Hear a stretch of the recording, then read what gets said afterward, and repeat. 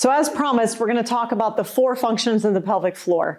But when I educate, I really want to try to help you connect the dots, because who really cares, right? Who cares about the functions of the pelvic floor? I'm going to explain why you should care and how this impacts your daily life. We all pee and poop every day, and most of us want to have a healthy, active sex life, and it all ties together. So, sump pump function. What that means is literally that our pelvic floor and the muscles in it help to pump the lymph and blood flow from our legs back up to our heart, our lungs, our intestines, all of those things. It's a giant loop, right? And so the pelvic floor muscles play a major role as those veins and everything pass through the pelvic floor in that sump pump function. Second function, sexual.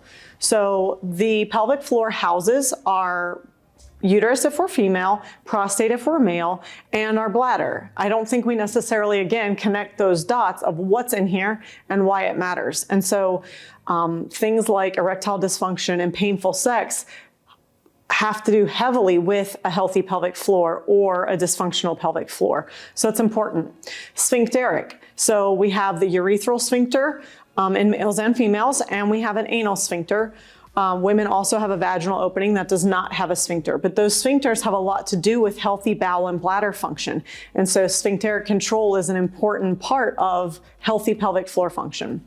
The fourth one, what else did I say? Oh, supportive. So obviously those muscles are supporting the organs we just discussed, uterus or prostate and bladder. The ovaries are kind of in between. I'm not going to get into the specifics of that, but again, everybody pees every day. We poop every day, ideally. Not going to go down that rabbit hole right now either. But for healthy function, those are 2 really great indicators of how you're doing overall. And so a healthy pelvic floor is a good indicator of good bowel and bladder function, and vice versa. If you're having issues peeing and pooping, it could have to do with your pelvic floor. So I just want to help connect those dots again, help paint that picture of how it's tied together, why you should care about your pelvic floor and the health of those muscles down there. For women, again, with the uterus, if you have really heavy, horrible cycles, irregular cycles, passing clots, interstitial cystitis, which is a dysfunction of the bladder, endometriosis, PCOS, all of these things I don't think we're taught about, and we're not taught that those you'd think it would be logical, right? Those have to do with the uterus or the bladder, which are in our pelvic cavity, so have to do with the pelvic floor muscles, but we're not taught about those muscles and we're not taught about those functions. So want to help you connect the dots. Please reach out if any of that was confusing.